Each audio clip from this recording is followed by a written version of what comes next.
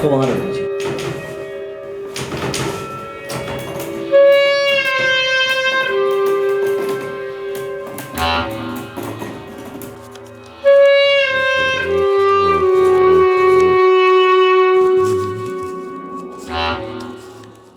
हाँ, ये लो 657 रुपये और ये 60 पैसे।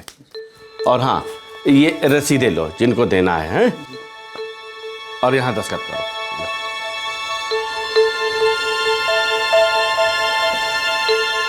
ठीक।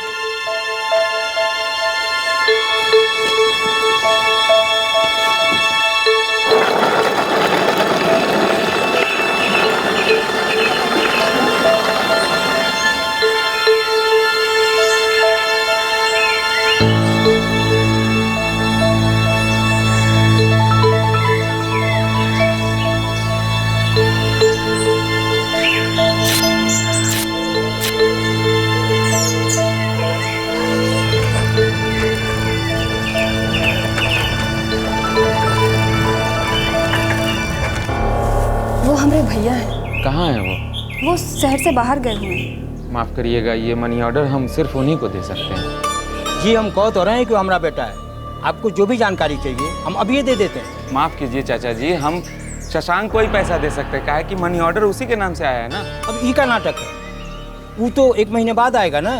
नाटक नहीं है चाचा जी, यही सरकारी नियम है।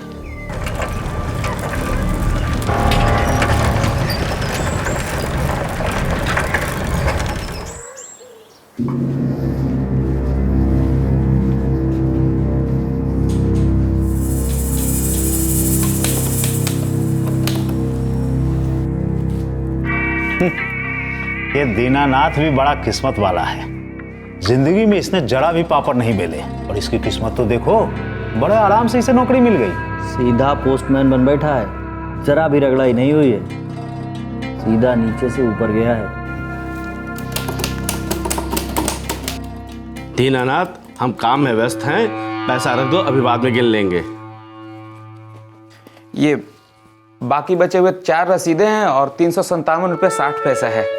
सब लोग में से केवल एक ही आदमी मिला जिसका 300 रुपये का मनी ऑर्डर आया था। आप एक बार गिन लीजिए। 2 दफे हम सुन चुके हैं तुम्हारी बात को, अब हमें कुछ काम करने दोगे कि नहीं? तुमने पैसे रख दिए, जाओ।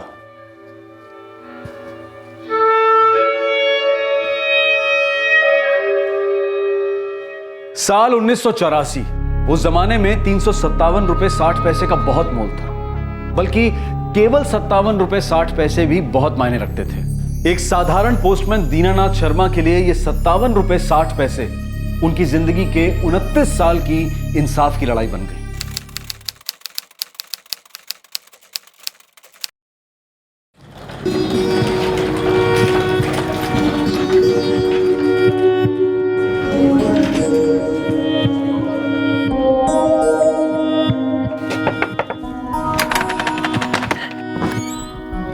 बाबूजी,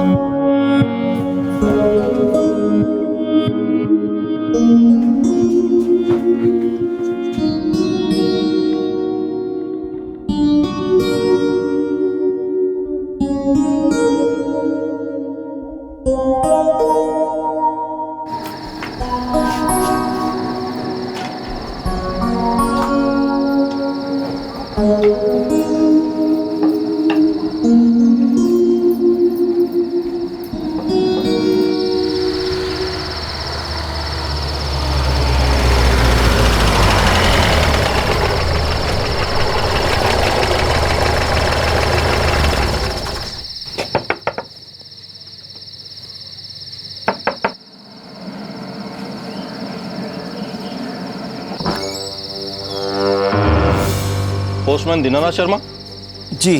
तुम्हें हमारे साथ चलना होगा। क्या हो गया साहब? हमारे पास तुम्हारे नाम का वारंट है। वारंट? ऐसा क्या किया हमने? पैसे चुराए। कहाँ से पैसे चुराए हैं? डाकखाने से। चलो हमारे साथ। साहब कोई गलतफहमी हो गई है साहब, हमने कोई रुपए नहीं चुराए। तुम अपने आप चल रहे हो, ये उठाकर जीप में डालकर ले चले। साहब कुछ गड़बड़ हुई है साहब, कुछ गड़बड़ हुई है। सब कुछ गड़बड़ है। जबान बंद करो और पाँव चलाओ, चलो। साहब कहाँ ले जाओ? सुनिए तो साहब हमने कुछ नहीं किया साहब। क्या बैठो साहब।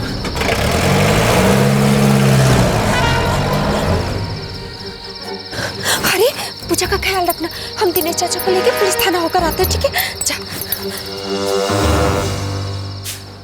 साहब साहब ये गलत है साहब, हमने कोई चोरी नहीं किया साहब। साहब तुमने 657 रुपए 60 पैसे में से 300 रुपए पहुंचाए। जी साहब, और बाकी बचे 357 रुपए 60 पैसे हमने राजेंद्र बाबू को दे दिए थे। ये बाकी बचे हुए 4 रसीदें हैं और 357 रुपए 60 पैसा है। नहीं, 357 रुपए 60 पैसे पूरे नहीं लौटाए, उसमें से 57 रुपए 60 पैसे गायब हैं। ये क्या बोल रहे हैं साहब? हमने सारे पैसे राजेंद्र बाबू को लौटा दिए थे। पोस्ट मास्टर राजेंद्र बाबू ने ही तुम्हारे खिलाफ शिकायत दर्ज करवाई है कि तुमने 57 रुपए 60 पैसे चुराए हैं। लेकिन साहब हमने सारे पैसे लौटा दिए थे, और फिर ये 2 महीने के बाद शिकायत क्यों कर रहे हैं? अगर हिसाब किताब में पैसे कम थे तो उन्होंने आज तक हमसे हिसाब किताब मांगा क्यों नहीं? देखो वो सब हमें कुछ नहीं पता, तुम्हारे खिलाफ शिकायत दर्ज हुई है और हम तुम्हें हिरासत में ले रहे हैं। जी, हमारी बात सुनिए साहब। साहब हमने कोई चोरी नहीं किया साहब। साहब हमने कोई चोरी नहीं किया साहब, आप हमारा विश्वास कीजिए साहब। साहब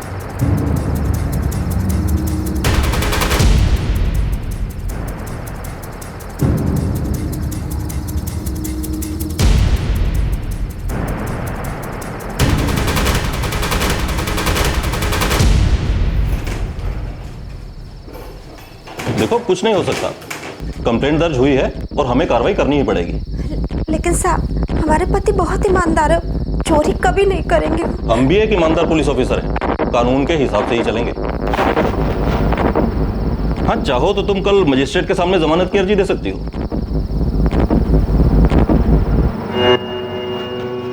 देखो, शिकायतकर्ता पोस्ट मास्टर बुलर चौक डाकखाना श्री राजेंद्र सोमेश्वर। अपराध सरकारी खजाने से 57 रुपये 60 पैसे की चोरी। आईपीसी 409 की धारा सरकारी कर्मचारी द्वारा अमानत में खयानत, criminal breach of trust. Postman Dinanath Sharma को अगले दिन बेल मिल गई, लेकिन चार्जशीट तो दायर करनी ही थी क्योंकि एफआईआर दर्ज हो चुकी थी। उन पर चोरी का इल्जाम लगा था। फंसाया जा रहा है हमको यहाँ, सब हमसे चिढ़ते हैं। सबको लगता है जैसे ये नौकरी हमको मुफ्त में मिल गई है, बिना मेहनत किए। अरे हम मानते हैं कि बाबूजी अपनी नौकरी के दौरान गुजरे तो हमको ये काम मिला, लेकिन हम भी ये काम पूरी ईमानदारी और मेहनत से कर रहे हैं।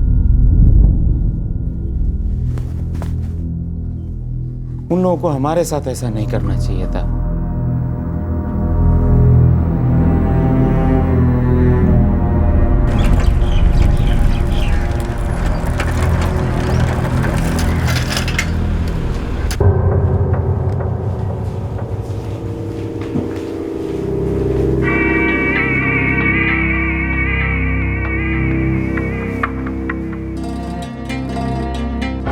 रुपए 60 पैसे कम थे। पिछले 2 महीने में आपने हमसे कुछ पूछा तक नहीं, और आज अचानक शिकायत दर्ज करवा रहे हैं कि हमने रुपए चुराए। मनियाडा बांटने कौन गया था? हम ही गए थे, लेकिन वापस लौटते ही बाकी बचे पैसे हमने आपको लौटा दिए थे, और आपको कहा भी था कि गिन लीजिए, लेकिन आप अपने काम में व्यस्त थे। तो अगर हमने उस समय पैसे नहीं गिने तो इसका यह मतलब नहीं कि बाकी का पैसा तुमने यहाँ रख दिया था। जी हाँ, हमने बाकी का पैसा यहीं रख दिया था। अगर नहीं रखते तो गिनने के लिए आपको क्यों कहते? जीवन में कभी हमने एक फूटी कौड़ी नहीं चुराई है साहब, और आपने हमको चोर बना दिया। दीनानाथ, हम तुम्हारे मुंह नहीं लगना चाहते, तो बहुत बहस करने लगे हो। एक बात कान खोलकर सुन लो, जब तक तुम्हारा ये पुलिस का केस खत्म नहीं हो जाता है तब तक तुम नौकरी पे वापस नहीं आ सकते हो, समझे? साहब यही नौकरी हमारे लिए रोजी रोटी है साहब, इसी से हमारे परिवार का पेट चलता है। माफ करो, हम कुछ नहीं कर सकते, ये सरकारी नियम है। तुमने पैसे चुराए हैं, जब तक तुम बरी नहीं हो जाते हो तब तक नौकरी पे वापस नहीं आ सकते, तुम्हें निलंबित किया जाता है।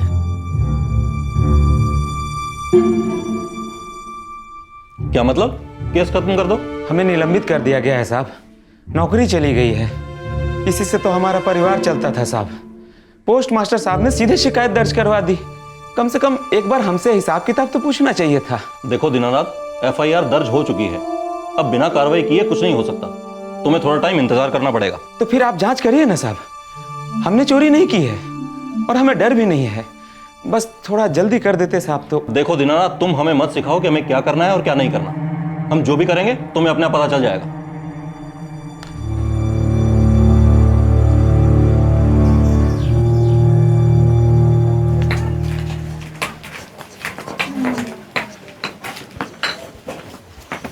अब क्या करेंगे?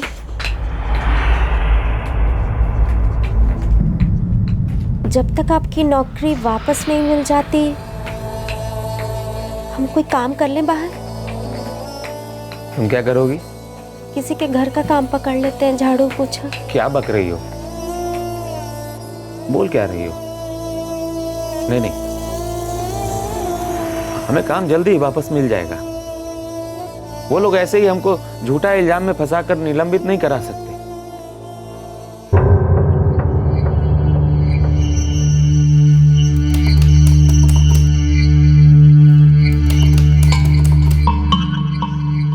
दीनानाथ, हमारी जांच पूरी हो चुकी है और हमने अदालत में भी चार्जशीट दायर कर दी है। बस अब मामले की सुनवाई शुरू होगी। जांच में आपने क्या पाया? यही कि तुमने पैसे चुराए हैं। हमने कोई चोरी नहीं की है। भाई साहब, आपके डाक खाने के साथी कर्मचारी भी यही कह रहे हैं। हमने सबके बयान लिए। कौन है वो लोग? परशुराम सिंह और चंद्रभान नारायण।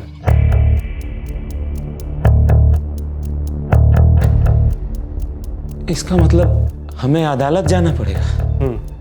कब? जब भी केस की सुनवाई होगी। कब होगी सुनवाई? वो हम कैसे कह सकते हैं? जब भी होगी तुम्हें सूचना मिल जाएगी।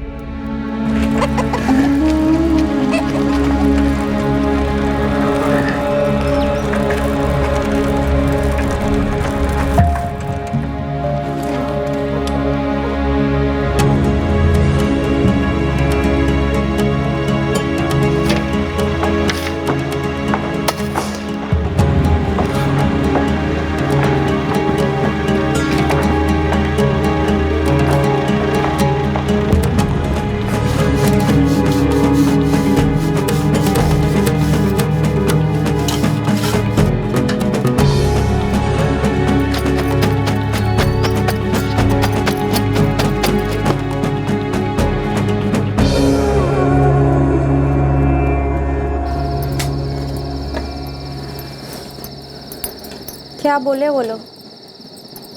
कब होगी केस की सुनवाई? बोल तो रहे हैं जल्दी ही होगी।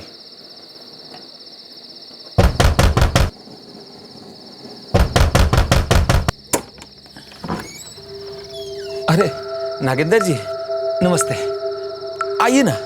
देखो भाई दीनानाथ, 4 महीने हो गए, आपका किराया नहीं मिला अभी तक। बहुत मुश्किल समय चल रहा है नागेंद्र जी, जल्दी ही मिल जाएगा। कब मिल जाएगा भाई साहब? हमने कोई धर्मशाला थोड़ी खोल रखी है। बस थोड़ा सा समय और दे दीजिए, अदालत की सुनवाई होने वाली है, सब ठीक हो जाएगा। देखो भाई, कृपा करके हमारा घर 2 दिन के अंदर अंदर खाली कर दो। हमें नया किराएदार मिल गया, हमें माफ करो भाई। नागेंद्र जी, मेहरबानी कीजिए, ऐसा मत करिए। देखिए, हमारे लिए और मुश्किल मत खड़ी कीजिए। हमारा किराएदार 2 दिन में आने वाला है, तब तक आराम से हमारा ये घर 2 दिन में खाली कर दीजिए, समझे आप?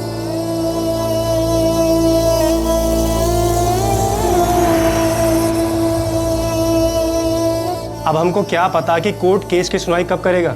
जुलाई में नौकरी गई थी साहब, अब नवंबर आ गया है, हालत बहुत खराब है साहब। तुम्हारे दिमाग में सीधी बात नहीं घुस रही? हमको जो करना था हमने कर दिया। अब ये अदालत को तय करना है केस की सुनवाई कब होगी कब नहीं। अब हमारे हाथ में कुछ नहीं है।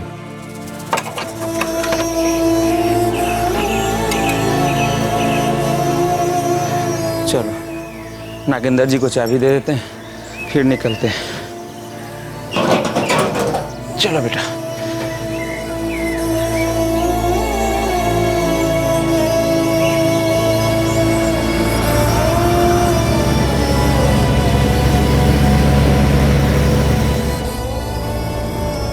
अपने गांव में ही कोई काम ढूंढ लेंगे, अपना घर है गांव में, कम से कम किराया तो नहीं देना पड़ेगा। खेत भी तो है। हाँ, कुछ नहीं होगा तो खेत को भी किराए पे चढ़ा देंगे। चलो देखते हैं।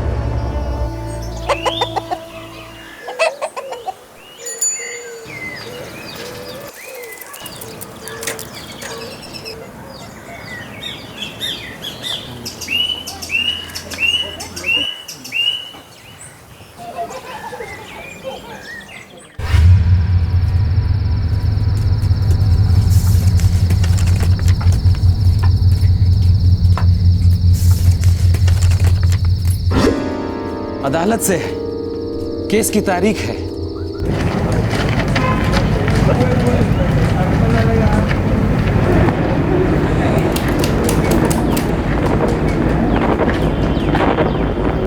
दीनानाथ, तुम पर 57 रुपया और 60 पैसा चुराने का आरोप है।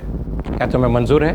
नहीं साहब, हमने कोई चोरी नहीं किया है साहब, हम निर्दोष हैं। ठीक है। तुम्हारा कोई वकील है? नहीं साहब। तो वकील रखो।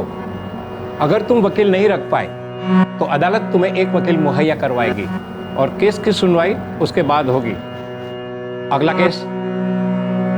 सुनिए सुनिए दीनानाथ जी, सुनिए, आपको वकील की जरूरत है ना? अब हम वकील हैं, आपका केस संभाल लेंगे। लेकिन हमने कोई चोरी नहीं की है वकील साहब। हाँ हाँ, हम ये साबित कर देंगे दीनानाथ जी।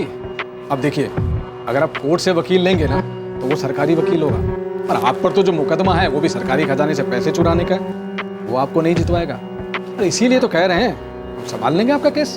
हमको हमारी नौकरी वापस चाहिए। हाँ हाँ, मिल जाएगी नौकरी। अरे ये केस आप पक्का जीतोगे दीनानाथ जी, और अपनी तो फीस भी ज्यादा नहीं है। कितनी फीस है? बस यही। और फिर शुरू हुई दीनानाथ शर्मा की हमारी न्याय व्यवस्था से जंग। 57 रुपए 60 पैसे की चोरी का एक केस साल 1985 में शुरू हुआ। सर, दोनों गवाह परशुराम सिंह और चंद्रभान नारायण सरकारी कर्मचारी हैं और काम की व्यस्तता के चलते आज वो पेश होने में असमर्थ हैं। शिकायत करता? सर, वो भी उस डाक खाने में पोस्ट मास्टर हैं, नहीं आए। मैं अगली तारीख देता हूँ, उसमें वो हाजिर रहने चाहिए। जी सर।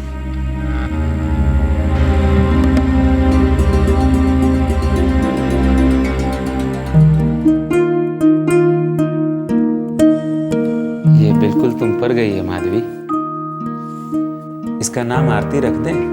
हाँ, अच्छा है। हरि, पूजा और आरती।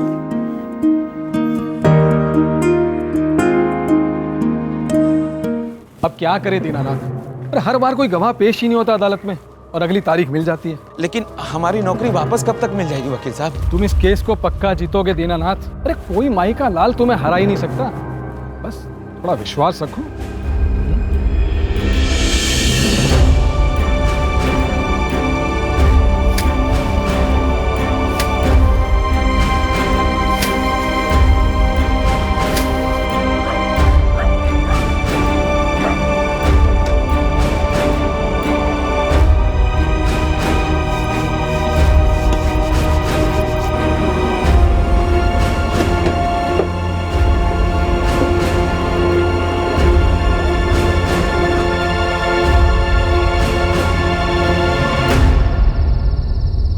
बाबूजी, क्या हम सरकारी स्कूल में अपना दाखिला करवा ले? स्कूल की फीस कहाँ से आएगी बेटा? ज़्यादा नहीं होगी बापू, और हमारे जो चाय वाले मालिक है ना, उन्होंने हमसे कहा है कि हमें हर महीने 90 रुपए देंगे, फीस उसके अंदर ही आ जाएगी बापू। ठीक है बेटा, चले जाओ स्कूल। हो सके तो पूजा को भी अपने साथ ले जाओ। हाँ, केस कब तक चलेगा? पता नहीं माधवी, ना तो राजेंद्र बाबू कभी आते हैं, ना परशुराम, ना ही चंद्रभान कभी आते हैं पेशी पर।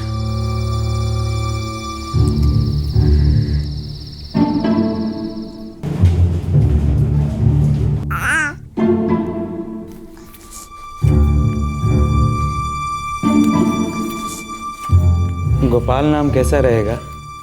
अच्छा।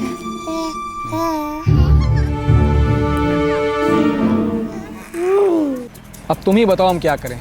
चिल्लाएं, जज साहब से लड़ाई कर लें? और कब तक चलेगा वकील साहब? दीनानाथ, तुम्हारे साथी लोग ही तुम्हारे खिलाफ हैं, पर कोई अदालत में आता ही नहीं गवाही देने के लिए। अब ऐसे में हम क्या कर सकते हैं? हाँ, हुआ भाई पूरा टाइम। वकील साहब, 2 साल हो गए और मामला वहीं का वहीं अटका पड़ा है। घर बार चलाना मुश्किल हो गया है। तुम्हारा बेटा कैसा है? ठीक है, लेकिन हम बहुत मुश्किल हालात से गुजर रहे हैं वकील साहब। सब ठीक हो जाएगा दीनानाथ, विश्वास रखो। हाँ,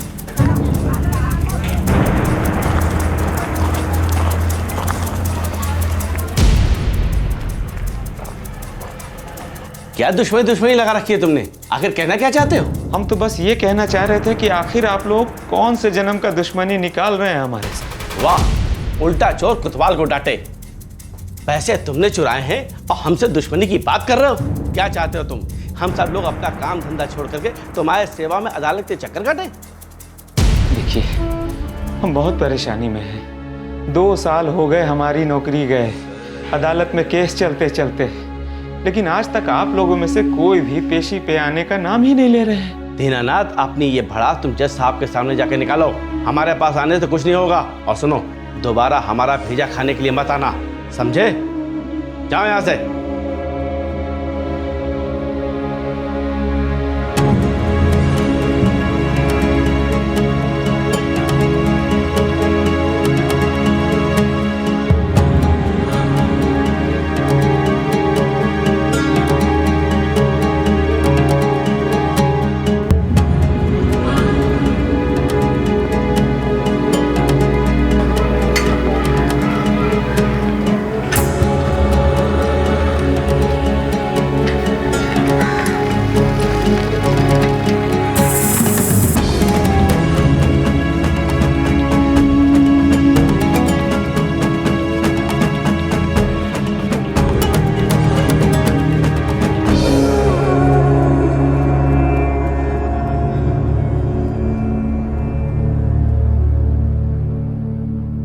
दीनानाथ, आपके बेटे गोपाल के लिए हम जो भी कर सकते थे हमने किया, लेकिन याद रखिए ये सरकारी अस्पताल है। क्या गोपाल की तबीयत अब भी ठीक नहीं हो पा रही डॉक्टर साहब? 1 हफ्ते पहले हमने आपको बाहर से कुछ दवाएं लाने को कहा था, लेकिन आप समझ ही नहीं पा रहे कि वो कितनी ज़रूरी दवाएं हैं।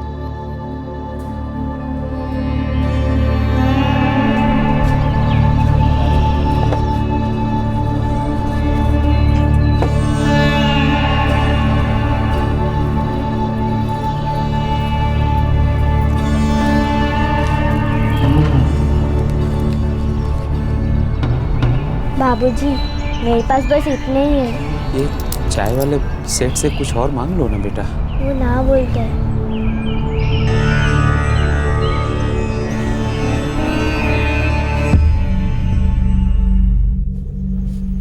सभी दवाइयाँ लगभग 750 रुपये में मिलेंगी। इतना? हाँ, दवाइयाँ ऐसी हैं महंगी वाली। लेकिन हमारे पास तो बस 374 रुपये ही है। इतने पैसे में सभी दवाइयाँ नहीं आएंगी।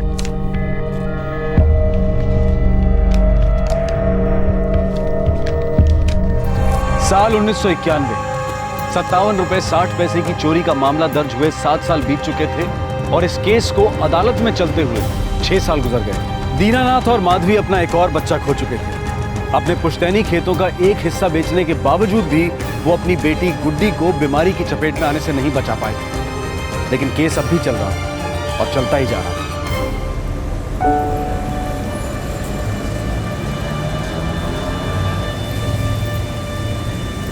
हरी, ले लिया साहब? हाँ भैया ले लिया। चल, आज तुमको हम शादी में कैमरा चलाना सिखा देते हैं। तुम खुद गुरु हो जाएगा कुछ दिन में।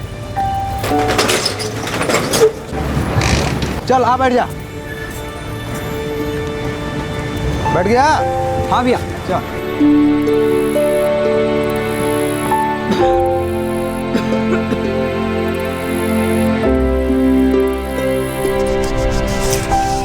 आरती। जी अम्मा। काम हो गया बेटा? हाँ माँ। जाके पूजा दीदी की मदद कर दो, उसका एक घर का काम खत्म हो गया होगा।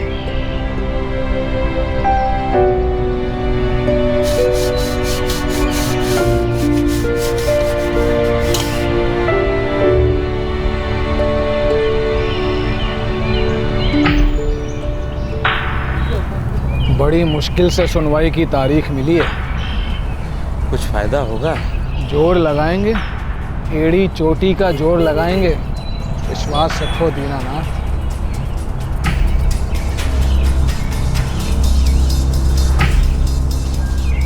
सरकार बनाम दीनानाथ शर्मा, अपराध संख्या 212/1984, केस संख्या 66/2001, हाजिर हो।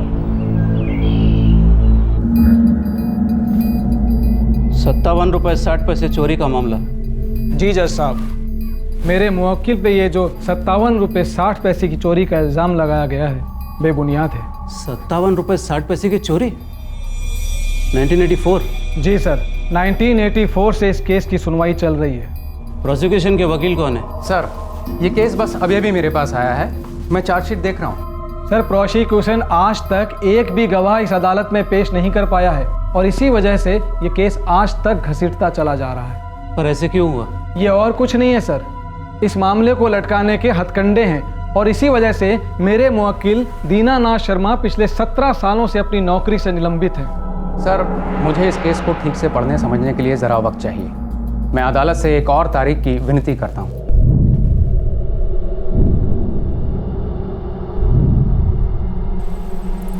ये वहाँ से लेकर वहाँ तक और इधर वहाँ तक, ये सब ज़मीन हमारी ही है। पूरा 1.25 बीघा है। आज के तारीख में इसका कीमत जो है 5 लाख तक है। दीनानाथ जी, आप ज़्यादा बता रहे हैं जरा। मुश्किल से 3 लाख के करीब होगी कीमत।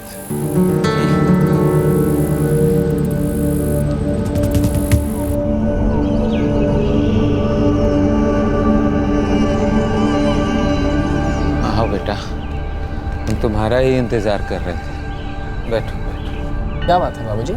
वो हमारे बाकी बचे हुए खेत के 3.5 लाख रुपए मिल रहे हैं। तुम्हें क्या लगता है, पूजा की शादी के लिए काफी रहेगा ना? आप जैसा ठीक समझे। वैसे लड़का अच्छा है बाबूजी, हमें तो ये शादी करा देनी चाहिए। हाँ, अब हमें ये कर ही देना चाहिए। नौकरी होती तो प्रोविडेंट फंड से उधार ले लेता, फिर ये पुश्तैनी ज़मीन बेचनी भी नहीं पड़ती, ना घर गिरवी रखना पड़ता, सब कुछ अच्छे से हो जाता। कोई बात नहीं बाबूजी, हम जैसे तैसे सब संभाल लेंगे। ये केस का तो और छोर ही पता नहीं चलता, पता नहीं कब तक चलेगा। और फिर पूजा की शादी के बाद तुम्हारी भी तो शादी करनी है। कब तक तुम अकेले अपने कंधों पर अपने इस घर का बोझ लेकर घूमते फिरोगे? तो क्या हुआ बाबूजी, देखिए पहले पूजा अपने घर जाए और फिर आरती भी तो है ना। आप अभी से हमारी चिंता ना करें, हम सब संभाल लेंगे, ठीक है? कुछ सामान लाए हैं, अम्मा को देकर आते हैं। अम्मा, अम्मा।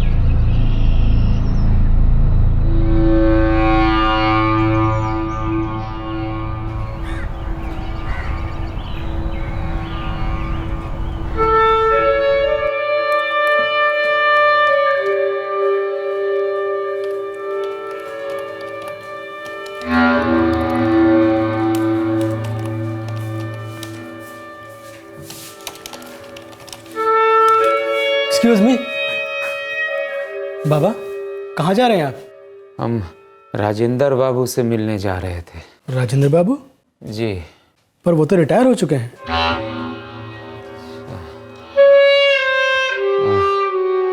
हम दीनानाथ शर्मा हैं। ओह, मैंने सुना है आपके बारे में, वो चोरी वाला केस। नहीं, हमने कोई चोरी नहीं की थी। हम तो बस राजेंद्र बाबू से पूछने चले आए थे कि वो अदालत में क्यों नहीं पेश हो रहे हैं। 3 साल बाद सरकारी तौर पे हम भी रिटायर हो जाएंगे। बिना तनख्वाह के निलंबित हुए हमको 23 साल हो गए, लेकिन ये केस है कि खत्म होने का नाम ही नहीं ले रहा है। बाबा एक काम कीजिए, आप यहाँ बैठिए, मैं पोस्ट मास्टर साहब से बात करता हूँ कि इस बारे में क्या करना है। बैठिए।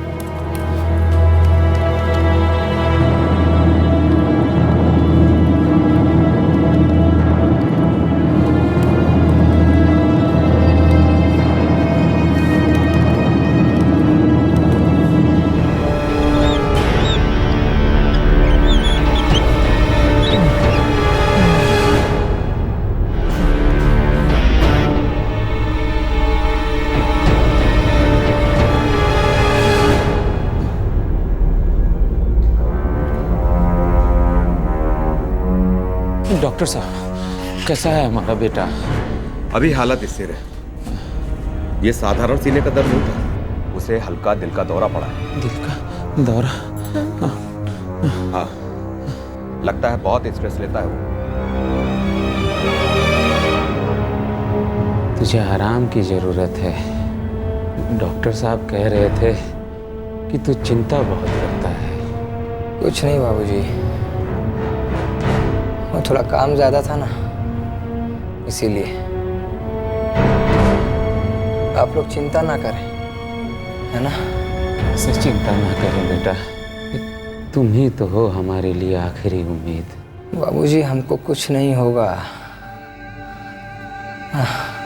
अच्छा ये बताइए, आप तारीख पे कोर्ट गए थे ना? कोर्ट?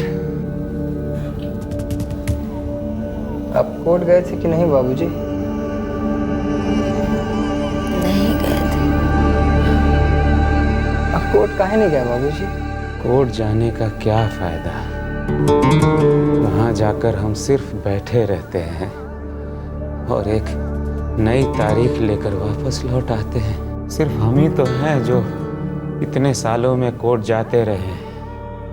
जिन्होंने शिकायत लिखाई थी वो तो कभी कोर्ट आए ही नहीं।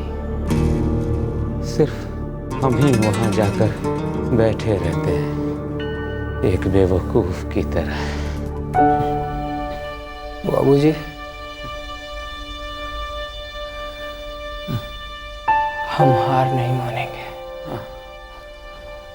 है ना?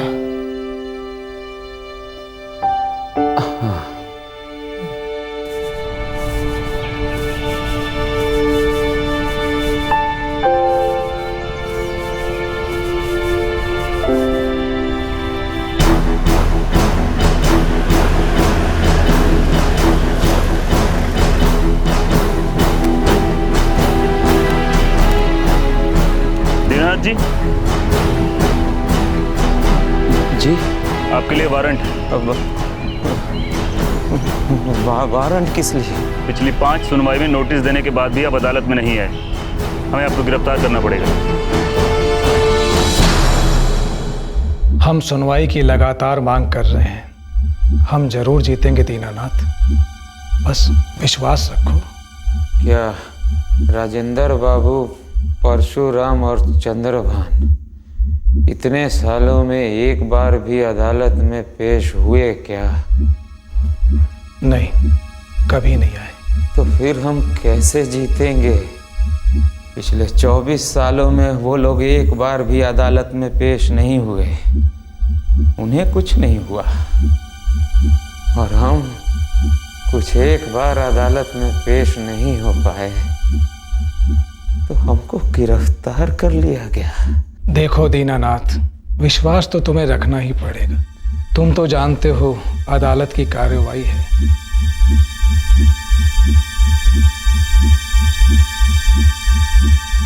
दीनानाथ, दीनानाथ, जबान बाहर निकालिए, थोड़ी सी और।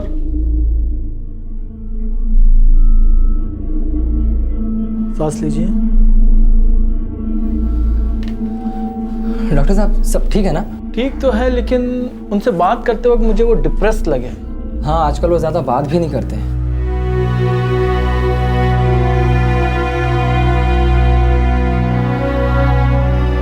कह रहे थे कि गोपाल उनकी सुनता नहीं है, खेलने के लिए बाहर चला जाता है, और बार बार गुड्डी के बारे में बात कर रहे थे। दरअसल डॉक्टर साहब, गोपाल हमारा छोटा भाई था और गुड्डी हमारी छोटी बहन। आज से कई साल पहले उन दोनों का देहांत हो चुका है। डॉक्टर साहब, आजकल हमारे बाबूजी को कभी कभी कुछ भी याद नहीं रहता, सब कुछ भूल जाते हैं। ठीक है, मैं दवाई लिख के देता हूँ, उनके आराम का ध्यान रखना, और एक बात का विशेष ख्याल रखें कि उन्हें किसी भी बात की चिंता ना हो।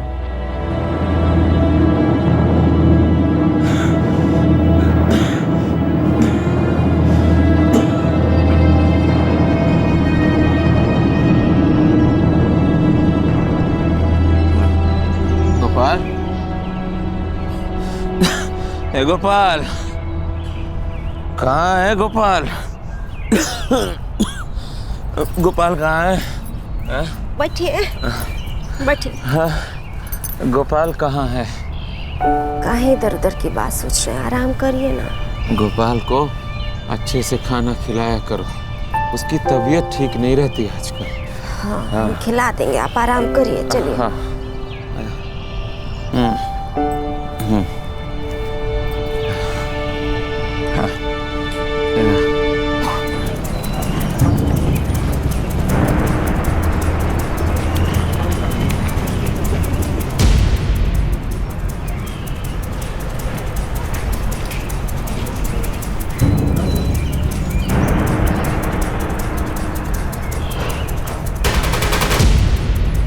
है कि तुम्हारी तारीख आगे बढ़ जाए और उसके बाद फिर और तारीख एक दो बढ़वा। जी प्रणाम सर। चलो आइए। साहब, हम अपने बाबूजी का केस के सिलसिले में आपसे कुछ बात करना चाहते हैं। उनका नाम सुने हैं साहब आपका? मसला क्या? 57 रुपये 60 पैसे की चोरी, वो भी 1984 में। जी वकील साहब, और तभी से हमारे बाबूजी सस्पेंड हैं। अब तो ऑफिशियली रिटायर भी हो चुके हैं। साहब, हमारे बाबूजी बहुत बीमार रहते हैं और काफ़ी डिप्रेस भी। लेकिन ये केस 27 सालों से आखिर चले क्यों जा रहा है? पता नहीं वकील साहब, हमने तो एक वकील भी रखा था, लेकिन शायद वो हमें न्याय दिलाने के लायक नहीं था। 57 रुपये 60 पैसे की चोरी। मिलॉर्ड, केवल 57 रुपये 60 पैसे की चोरी का मामला और 27 साल, जिसमें 250 तारीखें पड़ चुकी हैं। केवल यही नहीं, प्रोसिक्यूशन ने अब तक किसी भी तारीख में कोई गवाह पेश नहीं किया है।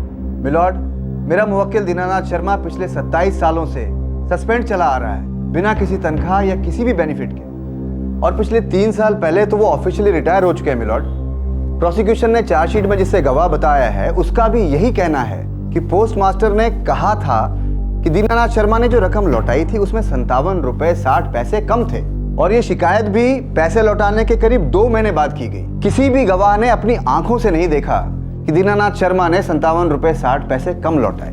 ऊपरी तौर से देखा जाए तो दीनानाथ शर्मा के खिलाफ कोई सबूत नहीं है कि उन्होंने 57 रुपये 60 पैसे की चोरी की। प्रोसिक्यूशन इमीडिएटली अपने गवाह पेश करे, वरना यह केस रद्द कर दिया जाएगा।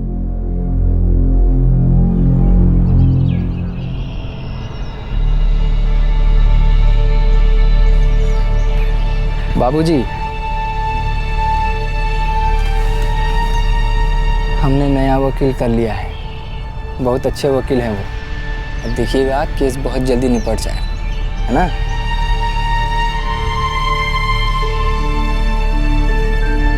हम अम्मा को बता कर आते हैं।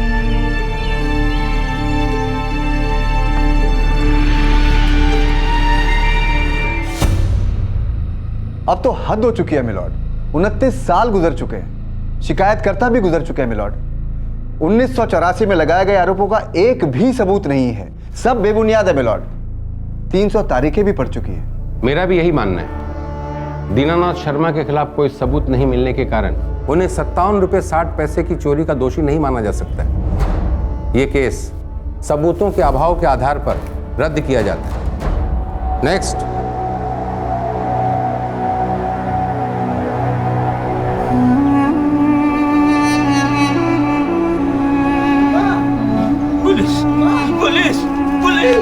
पुलिस आई बेटा, पुलिस का है, पुलिस का है बाबूजी। हाँ बेटा, हमने ऐसा क्या कर? पुलिस नहीं आई। पुलिस? कोई पुलिस नहीं आ रही है। आपने कुछ नहीं किया था बाबूजी, आपने पैसे भी नहीं चुराए थे। कोर्ट ने आपके खिलाफ का मुकदमा रद्द कर दिया।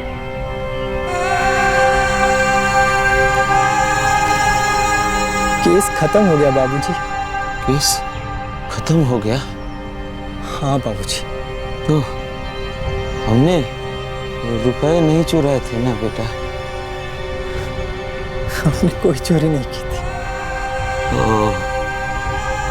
तो हमने कोई चोरी नहीं की थी, हमने कोई चोरी नहीं की थी। अरे बेटा, यही बात उनको मैं कब से समझा रहा था कि हमने कोई चोरी नहीं की थी। तुझे तो मालूम है ना कि हमने कोई चोरी नहीं की थी। आपने कोई चोरी नहीं की थी बाबूजी। हाँ, हमने कोई चोरी नहीं की थी। बाकी बचे हुए 4 रसीदें हैं और 357 रुपये 60 पैसा है। आप एक बार गिन लीजिए।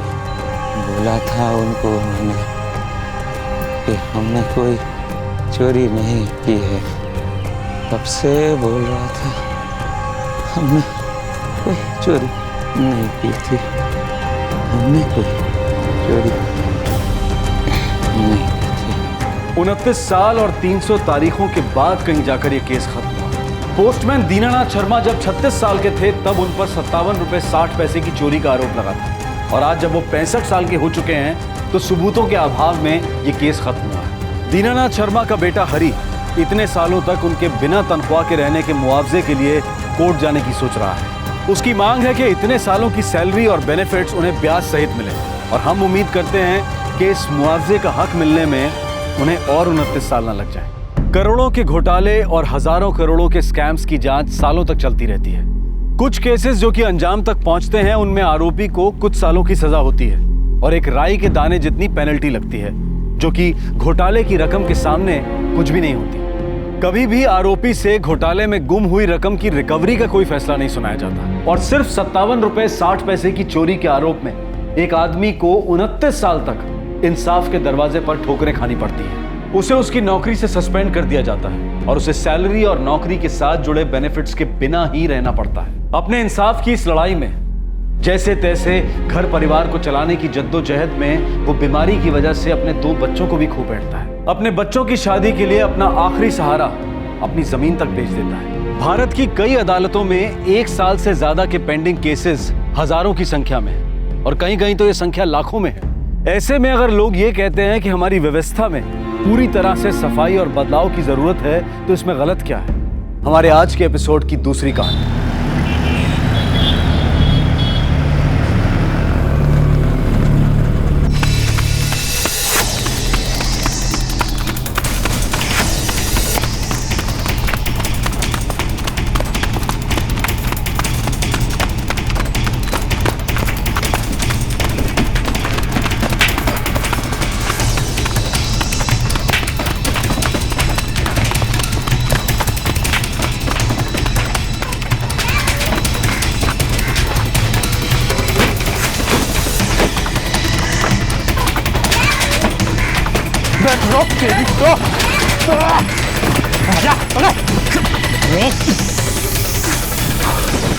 आगे चल।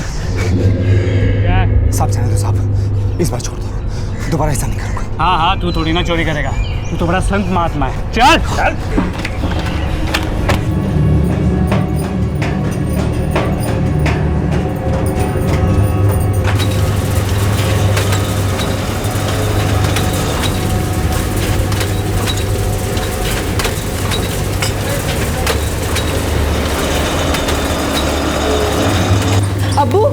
अब्बू, अल्ताफ को पुलिस ने पकड़ लिया है। तो इसमें नई बात क्या है? ये पहली बार थोड़ी ना हुआ है, हा? ये तो उसका हमेशा का नाटक है। मेरी मदद कर दो अब्बू, उनको जमानत दिलवा दो। पागल हो गई क्या सायरा? उस नालायक के लिए मैं क्यों पैसा खर्च करूं? अब्बू शोहर है वो मेरे। नहीं सायरा, उससे शादी करके तूने पहली गलती की है। अब उसकी मदद करके दोबारा गलती मत कर, वो कभी बदलने वाला नहीं है।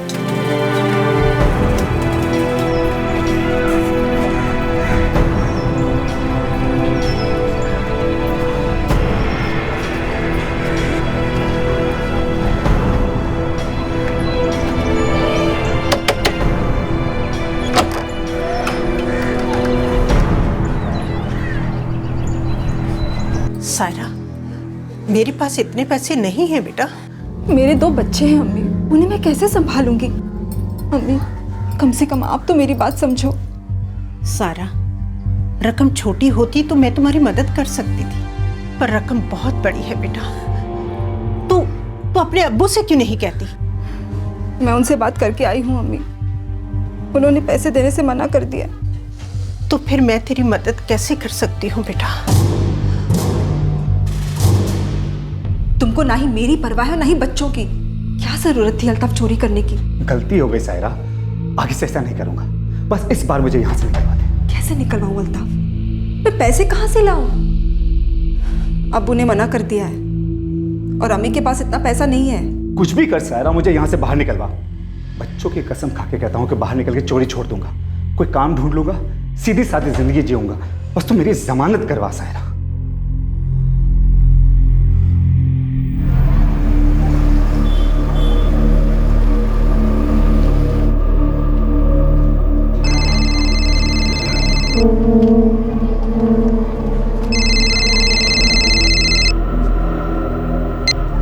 हेलो सारा, रात 10 बजे आ जाओगी ना? हाँ, कहाँ आना है? होटल गीतांजलि में। ठीक है।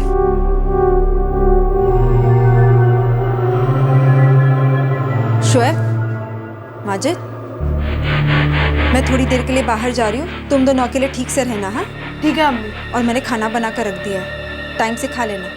जी अम्मी।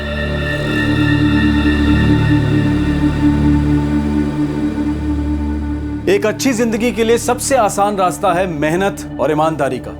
हालात मुश्किल हों तो भी गलत रास्ते से कमाया गया पैसा अपने साथ मुश्किलें ही लेकर आता है, और कई बार ये मुश्किलें इतनी बड़ी हो जाती हैं कि अपने साथ कई लोगों की जिंदगियां तहस नहस कर जाती हैं।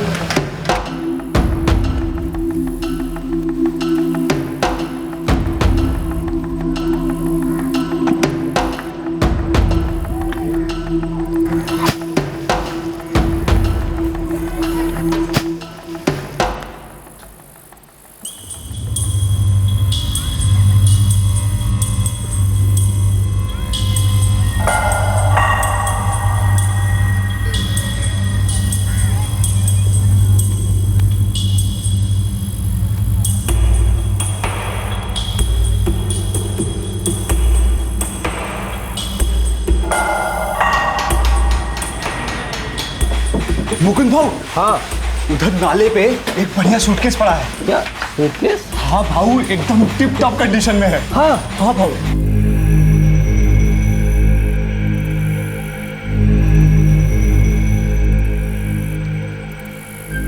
उठा लेते हैं, हो सकता है इसमें कुछ कीमती सामान हो। हाँ भाऊ। लेकिन भाऊ, हाँ? अगर अंदर कुछ और हुआ तो? मतलब मेरा मतलब, अगर अंदर बम हुआ तो? देखते हैं। हाँ भाऊ। पुरुषोत्तम, इस पर तो खून लगा हुआ।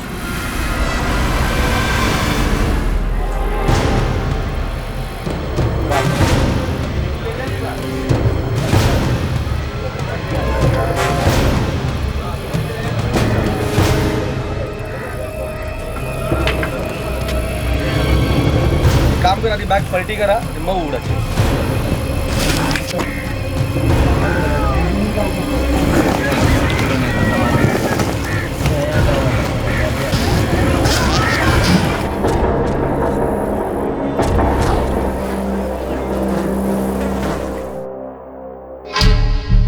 खून में अल्कोहल के ट्रेसेस मिले हैं।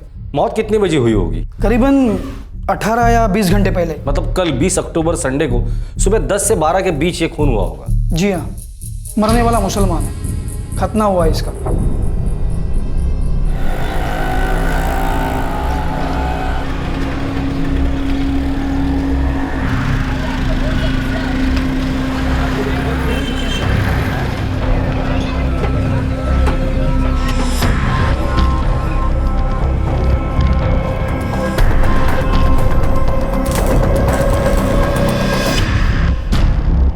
ये तो कादिर नियाज है साहब। कहाँ रहता है? ये तो नहीं मालूम साहब। पान की दुकान पर एक दो बार मुलाकात हुई थी। अगली गली में एक कपड़े की फैक्ट्री है, वहाँ काम करता है ये।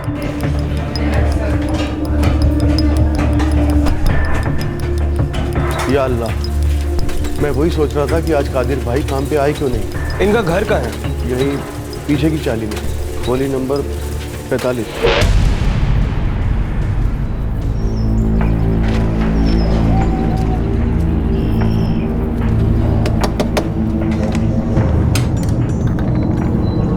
जी कादिर नियाज। जी वो मेरे शौहर हैं। क्या हुआ उनको? बोलिए ना, क्या हुआ उनको? हमें इनकी लाश मिली।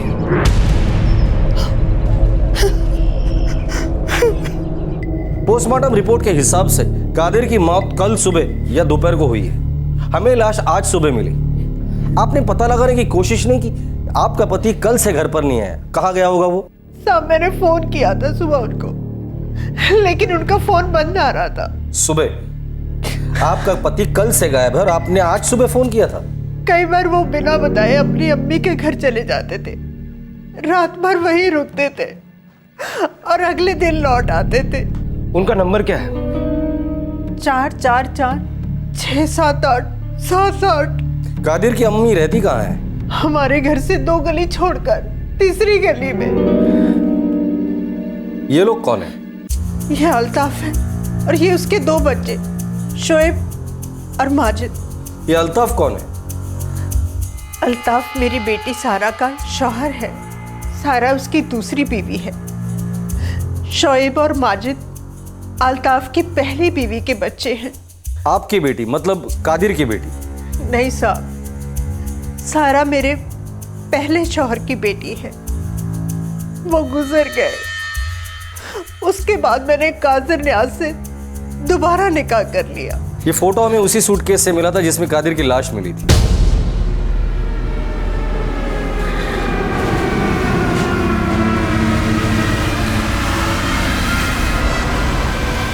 ये तो सायरा का सूटकेस है।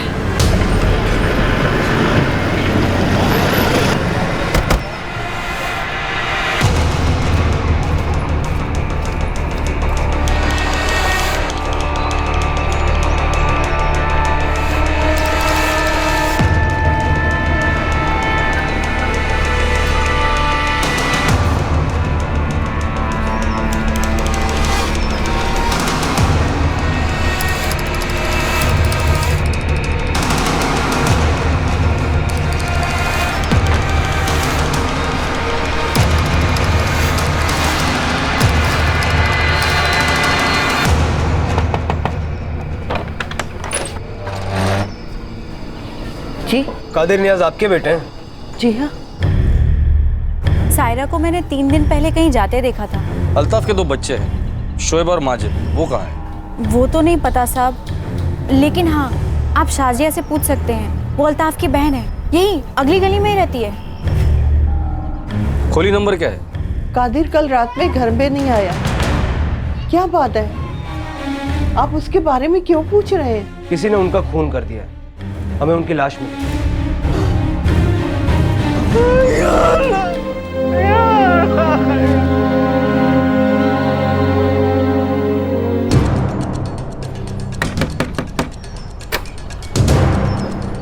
शाजिया जी अल्ताफ कहाँ है?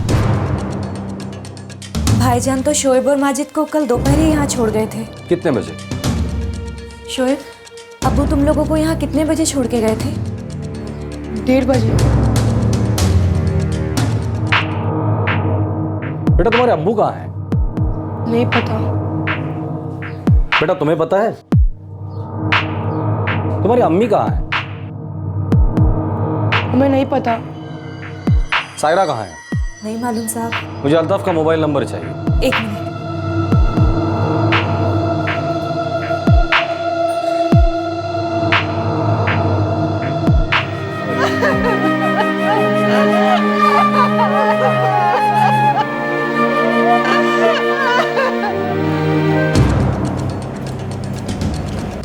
सर, अल्ताफ और सायरा दोनों के फोन बंद आ रहे हैं और इन दोनों के बारे में किसी को कुछ पता ही नहीं, ना बच्चों को ना अल्ताफ की बहन शाजिया को। रजिया, सायरा की माँ, शायद उसे कुछ पता हो। वो सिर्फ इतना बता के गई थी कि वो किसी काम से बाहर जा रही है। कहाँ जा रही ये तो आपको बताया ही होगा। जी। भोपाल। 1-2 दिन लगेंगे अम्मी। ऐसा क्या काम है भोपाल में? कुछ कंपनी का काम है अम्मी। अब जब तक अल्ताफ कोई काम नहीं ढूंढ लेता तब तक तो मुझे काम करना ही पड़ेगा ना। कौन सी कंपनी में काम करती है वो? पता नहीं साहब। आपके शौहर कादिर किसने मारा होगा उसने? अल्ताफ ने, सायरा ने, या अल्ताफ और सायरा दोनों ने मिलके? या कहीं आप भी तो शामिल नहीं इन दोनों के साथ? रजिया जी कैसी बातें कर रहे हैं साहब? मैं मेरे शौहर को क्यों मारूंगी? इसका जवाब तो हमसे बेहतर आप दे सकती है। मैं उनकी बीवी हूँ। और सायरा, वो तो उनकी सगी बेटी नहीं है। वो सूटकेस भी सायरा का था। इसका एक ही मतलब है, इस खून में सायरा जरूर शामिल है। नहीं मालूम साहब, मुझे कुछ भी नहीं मालूम। बिस्मिल्लाहिर्रहमानिर्रहीम। कुल हुवल्लाहु अहद अल्लाहु समद लम यलिद वलम यूलद वलम यकुल लहू कुफुवन अहद। बिस्मिल्लाहिर्रहमानिर्रहीम।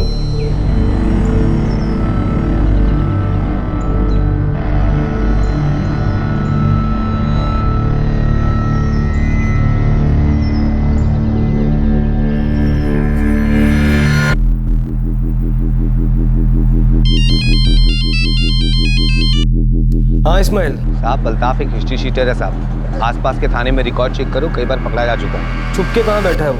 अभी तक तो किसी को मालूम नहीं है साहब। उसके बच्चे शोएब और माजिद, उनको कुछ पता है? हो सकता है साहब, पर अभी तक कुछ पता नहीं चला है। और वो सायरा? सर, सायरा का कुछ तो भी झोल है साहब।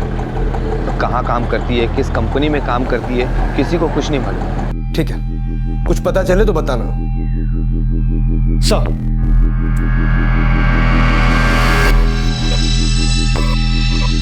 ये अल्ताफ कई बार चेन स्नैचिंग के मामले में पकड़ा गया है।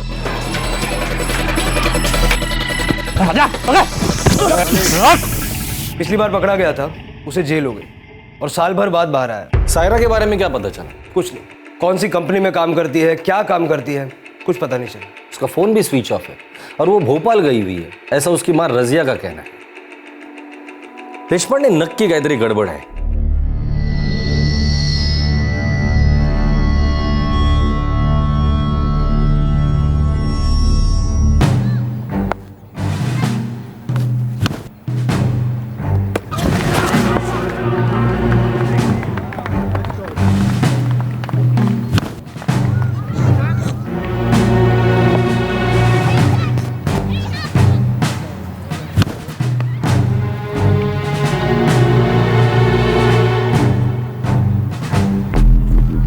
उस दिन भी क्रिकेट खेल रहे थे। फिर तुम्हारे अब्बू ने तुम दोनों को तुम्हारी बुआ के घर छोड़ा?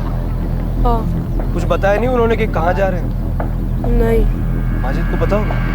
उस दिन भी वो हमारे साथ खेल रहा था, उसे कैसे पता होगा? 1 मिनट, वो बीच में एक बार घर गया था पानी पीने। माजिद जल्दी बोलना, माजिद, माजिद फील्डिंग का जल्दी बोलना, बॉल फेंक जल्दी माजिद। क्या कर रहा है माजिद? शोएब, मैं पानी पी कर आता हूँ, जल्दी जा। जैसे फील्डिंग आती है हमेशा घर पे गलती मार लेता है। बस उतनी देर वो मेरे साथ नहीं था, फिर हम खेलने लगे और उसके बाद सुल्तान मामू आए और उन्होंने हमें आवाज दी। शोएब, माजिद जल्दी चलो बेटा, अब्बू बुला रहे हैं। हाँ हाँ मामू जान, बस आधा घंटा बैटिंग हो जाए फिर आता हूँ मैं। नहीं बेटा, अब्बू को जरूरी काम है, तुम दोनों जल्दी आओ। चलो चलो चल माजिद। ये सुल्तान कौन है? अम्मी के ममेरे भाई है। तो क्या वो भी उस दिन तुम्हारे घर आए थे? हाँ, सुल्तान मामू और मुख्तार नानू दोनों उस दिन हमारे घर आए थे। मुख्तार नानू, ये कौन? अम्मी के मामू।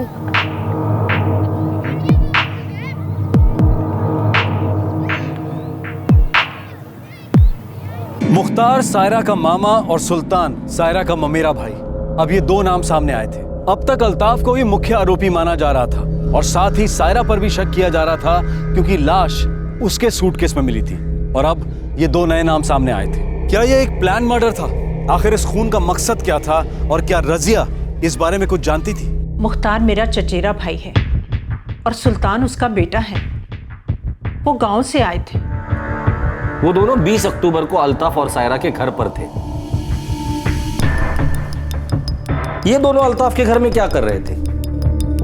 नहीं पता साहब, वो अक्सर वहां आते हैं। इस वक्त कहाँ है वो? मालूम नहीं साहब। आपके शौहर इतवार की सुबह कहाँ थे ये आपको पता नहीं। आपकी बेटी कहाँ काम करती है ये आपको पता नहीं, जिसका अभी तक पता नहीं चला। आपका दामाद अल्ताफ वो कहाँ ये आपको पता नहीं। आपका भाई मुख्तार और उसका बेटा सुल्तान कहाँ है ये आपको पता नहीं। आपको तो कुछ पता ही नहीं है। सच में आपको कुछ पता नहीं या सच छुपा रही है हमसे रजिया जी? मैं कुछ नहीं छुपा रही हूँ साहब, मुझे सच में नहीं मालूम है। मुख्तार और सुल्तान 16 तारीख को हमारे घर आए थे। मेरे शौहर कादिर को उनका यहाँ आना पसंद नहीं था, वो उनको पसंद ही नहीं करते थे। उन्होंने उन दोनों को जाने के लिए कह दिया था। तुम लोग गांव से यहाँ आते ही क्यों हो? काम धाम तो कोई करते नहीं, बस यहाँ आ जाते हो मुफ्त की रोटियां तोड़ने। कैसी बात कर रहे हो कादिर भाईजान? रजिया हमारी बहन है। पर ये घर मेरी कमाई से चलता है, तुम्हारी बहन की कमाई से नहीं, समझे? कैसी बातें करते हैं आप? भाईजान 2-4 दिन रुककर चले जाएंगे। नहीं, ये दोनों आज ही यहाँ से जाएंगे। मैं इनकी शक्ल भी देखना पसंद नहीं करता। एक नंबर के निकम्मे और निठल्ले हैं लोग। और हाँ, जब मैं शाम को काम से घर आऊं ना तो ये लोग मुझे नजर नहीं आने चाहिए।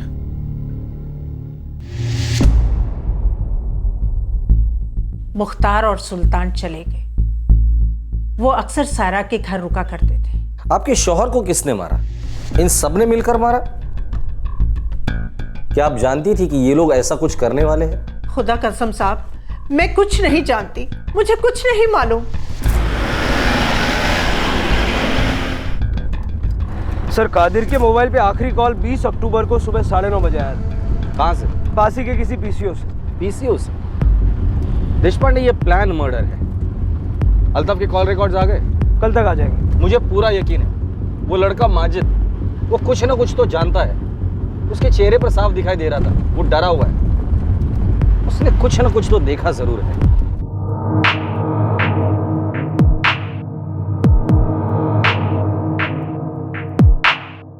सर, वो क्रिकेट खेलते वक्त बीच में एक बार घर गया था पानी पीने। हो सकता है तभी उसने कुछ देख लिया हो।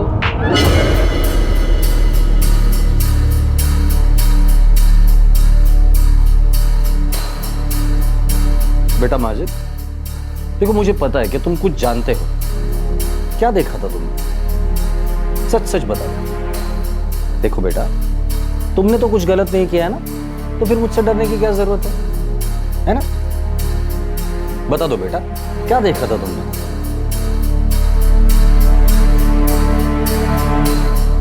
अच्छा, तुम्हारे नाना कादिर नियाज क्या उस वक्त तुम्हारे घर पर थे, तुम्हारे अब्बू के साथ? तुम जब पानी पीने घर पर गए थे, क्या उनको वहां देखा था तुमने? उस दिन मैं पानी पिया ही नहीं, मैं वापस आ गया था। क्यों? ऐसा क्या देखा तुमने जो पानी पिए बगैर ही चले आए?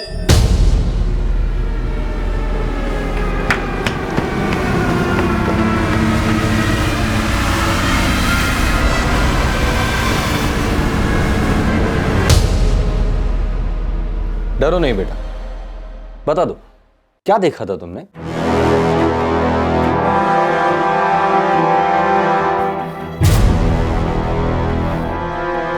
मैं ये सब साफ करना पड़ेगा।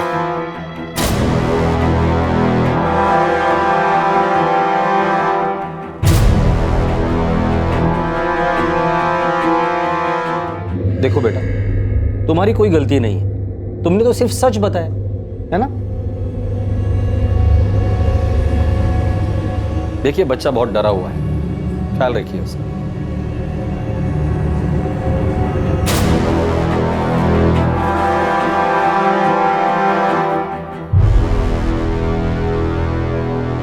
ये बात तो तय है कि इस खून के पीछे अल्ताफ का ही हाथ है। सिर्फ ये पता करना है कि उसके साथ कौन कौन था और इस खून के पीछे उसका मकसद क्या था। हेलो, हाँ ठीक है सर। सायरा भोपाल से वापस आ चुकी है, वो पुलिस स्टेशन में है।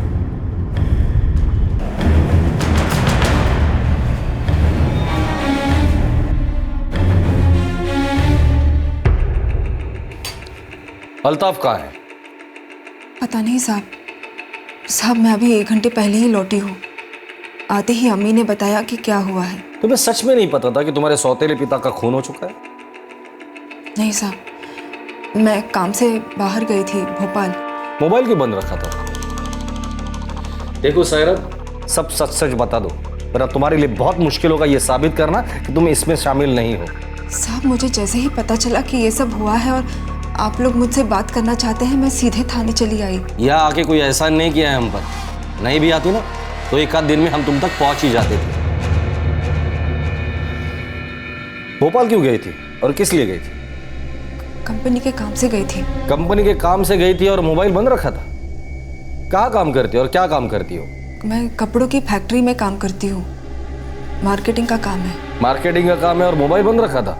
रोमिंग बहुत महंगा पड़ता है साहब, इसलिए मैं फ़ोन बंद ही रखती हूँ। अपनी कंपनी का नाम बताओ और भोपाल में कहाँ रुकी थी वो बताओ। साहब मैं शकूर के लिए काम करती हूँ, वो एजेंट है कंपनी का। उसका भी नंबर दे दो।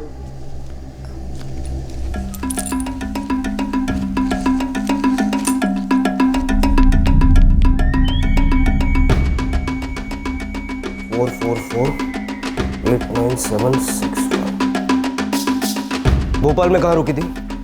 Blue moon laws.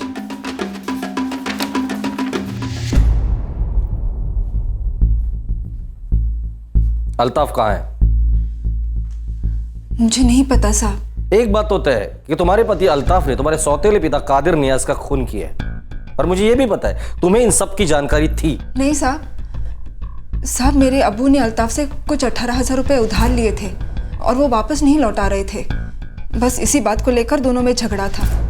लेकिन साहब अल्ताफ अब्बू को मार डालेंगे ऐसा नहीं हो सकता साहब। सर शकूर का फोन स्विच ऑफ आ रहा है और ये वाकई ब्लू मून लॉज में रुकी थी। ये शकूर रहता कहाँ है? पता नहीं साहब। तुम्हें लगता है तुम्हारी इस बात पे मैं यकीन कर लूंगा? साहब मुझे सच में पता नहीं है। शकूर के साथ काम करती हो, रहता का है पता नहीं तुम्हें? ठीक है, अभी जा सकती हो तुम, लेकिन दोबारा जरूरत पड़ेगी तो पुलिस स्टेशन आना पड़ेगा।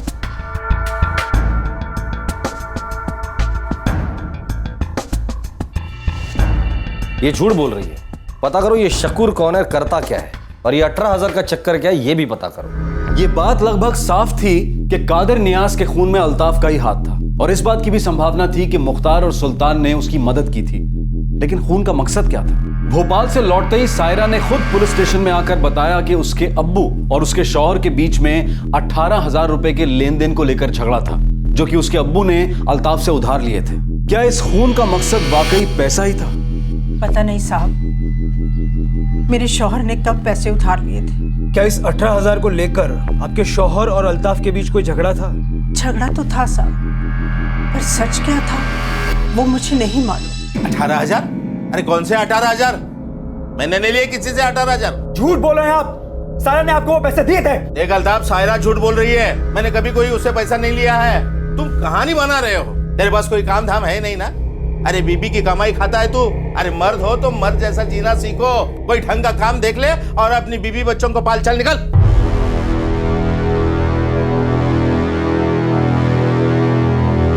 आपके शौहर ने सायरा से पैसे उधार लिए थे? पता नहीं साहब, अल्ताफ ने तो ऐसा ही बोला। तुमने कहा था कि तुम्हारे अब्बू ने तुम्हारे शौहर से 18,000 रुपए उधार लिए थे। नहीं, वो उन्होंने वो पैसे मुझसे लिए थे। सब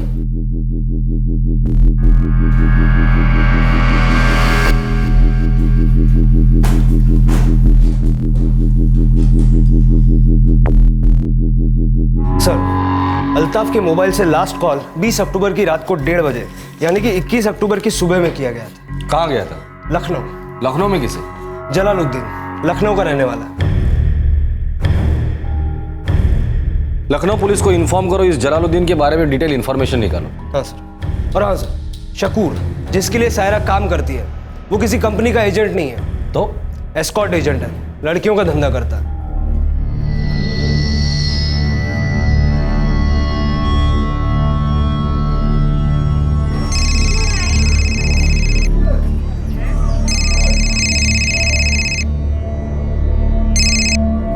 हेलो जी, जलालुद्दीन। जलालुद्दीन, लखनऊ का रहने वाला है। कौन है वो? जी वो हमारे मामू हैं। हमारी नजर है तुम पे, उनको खबर देने की गलती मत करना।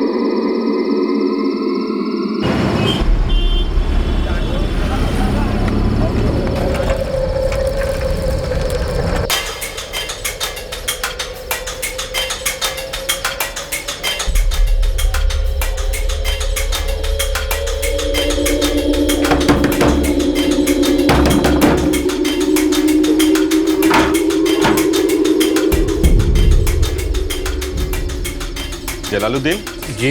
अरे अरे आप कौन हैं? सुनिए।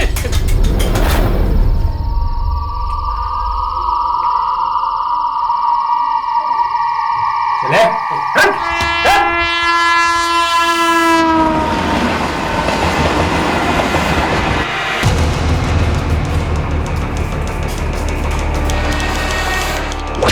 बस अब कर साहब, जो बता था सब बता दिया।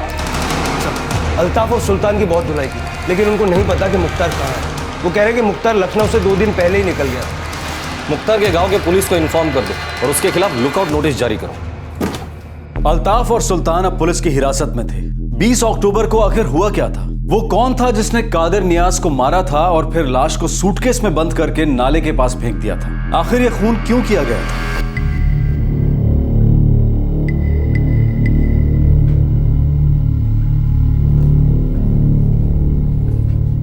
अल्ताफ, तुमने कादिर नियाज को मारा? तुमने उसे इसलिए मारा क्योंकि वो तुम्हारे 18,000 रुपए नहीं लौटा रहा था, या फिर इसलिए तुम्हारी बीवी जो काम कर रही थी उसके लिए तुम्हारा कादिर पे गुस्सा था?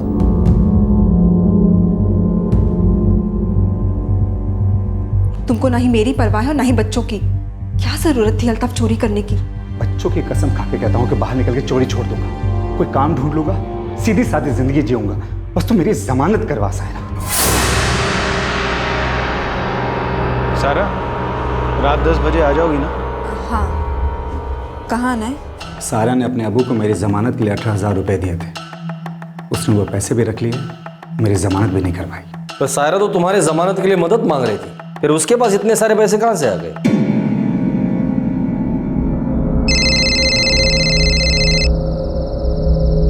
ठीक है, मैं आती हूँ।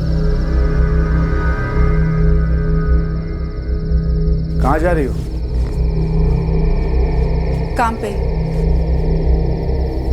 ऐसा क्या काम करती हो जो इतनी रात को बाहर जाना पड़ता है? जरूरी मीटिंग है अल्ताफ, ना नहीं कह सकती। तुम अपना काम शुरू कर दो, मैं ये काम छोड़ दूंगी। जेल से 1 साल बाद बाहर आया था, काम की तलाश थी। मुझे नहीं पता था कि सारा क्या काम करती थी, पर उस रात सब पता चल गया। आओ तुम्हें घर छोड़ देता हूं।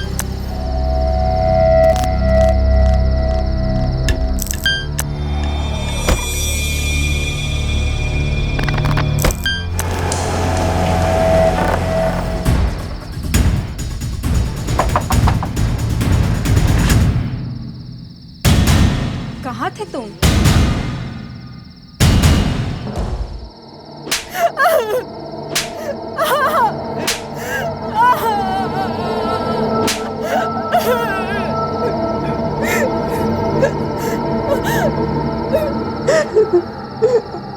मैं क्या करती अल्ताफ? अब्बू मदद नहीं कर रहे थे। तुम बदलना चाहते थे और मैं तुम्हारी बाहर आने में मदद करना चाहती थी। समझ में नहीं आ रहा था कि मैं क्या करूं। अरे पर ऐसा करके तुझे मिला क्या? मेरी तो जमानत भी नहीं हुई। मैंने अब्बू को 18,000 रुपए दिए थे तुम्हारी जमानत करवाने के लिए, लेकिन उन्होंने कुछ नहीं किया। कादिर नियाज मेरी जमानत करवा सकता था, पर उसने नहीं करवाया। वो सायरा को इस गंदगी में जाने से रोक सकता था, पर उसने नहीं रोका। मैं उसी रात उसको मारने वाला था, लेकिन सायरा ने रोक लिया। सायरा 2-3 दिन के लिए काम से बाहर गई थी और तब मुख्तार और सुल्तान घर पे आए थे। कादिर नियाज ने लोगों को बहुत बेइज्जत किया था और घर से बाहर भी निकाल दिया था। साला जो मन में आता है बोलता है। अरे सामने वाले कोई इज्जत है कि नहीं? अरे उसे किसी की फिक्र नहीं है, ना सायरा की, ना सायरा की अम्मी की। उसने सायरा की भी मदद नहीं की, वरना उसे ये सब नहीं करना पड़ता। सायरा को ये सब नहीं करना पड़ता? अल्ताफ, अल्ताफ बता, सायरा को क्या नहीं करना पड़ता? क्या नहीं करना पड़ता सायरा को? चाहे जितने भी दुश्मनी हो, मुझे मालूम था वो हरामी फोकट के दारू पीने जरूर आएगा। सायरा घर पे नहीं थी। मुख्तार और सुल्तान भी उसको सबक सिखाना चाहते थे और मैं भी। माजिद जल्दी बोलना, माजिद, माजिद फील्डिंग का जल्दी बोलना, बॉल फेंक जल्दी माजिद।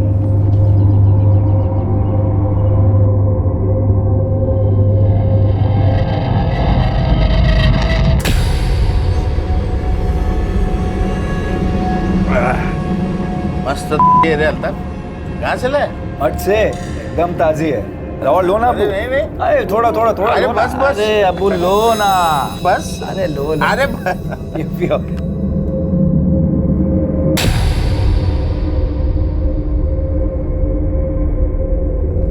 अरे अबू और लो ना।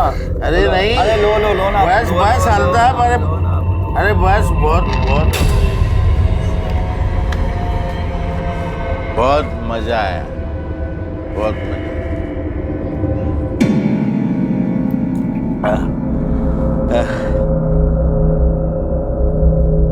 नहीं,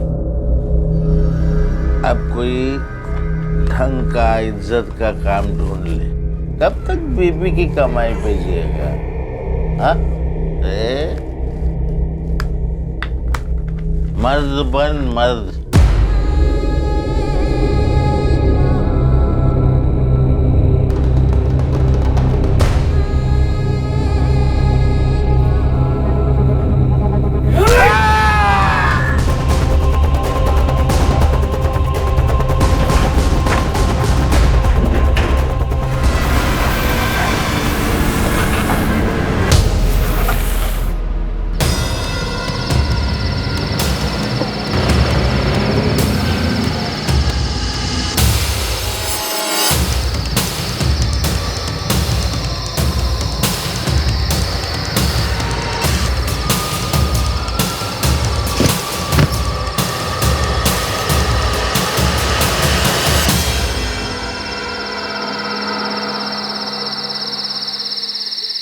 मैं झूठ बोलकर अपने दोस्त से रिक्शा लाया था, सूटकेस उधर नाले में फेंकने के लिए।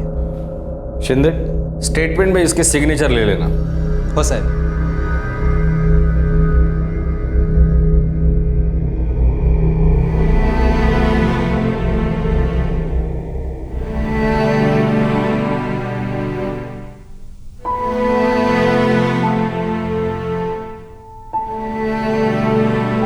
पता नहीं बेटा तुम्हारे अब्बू कब तक आएंगे, पर तुम्हारी अम्मी है ना, वो तुम्हें घर ले जाएंगी।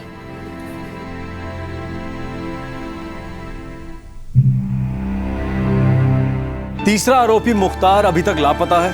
अल्ताफ और सुल्तान को न्यायिक हिरासत में ले लिया गया है और पुलिस चार्जशीट फाइल करने की तैयारी में है। एक जान गई, एक इंसान सलाखों के पीछे चला गया और साथ में उसका साथी भी। एक पत्नी जो इस उम्मीद में थी कि उसके पति के जेल से लौटने पर वो लोग मिलकर एक नई जिंदगी शुरू करेंगे, उसके सारे सपने चकनाचूर हो गए। उसकी मां ने अपने शौहर को खो दिया और 2 बच्चे बेसहारा हो गए। क्या होता अगर अल्ताफ जुर्म का रास्ता ना अपनाता? अगर इंसान जुर्म की राह पर कदम रखने से पहले उसके नतीजों को अच्छी तरह से समझ ले, तो शायद ऐसी दुखद परिस्थितियों से बचा जा सकता है। ये मानना मुश्किल है कि जुर्म की राह पर चलने वाले इंसान को उसके अंजाम का पता नहीं है।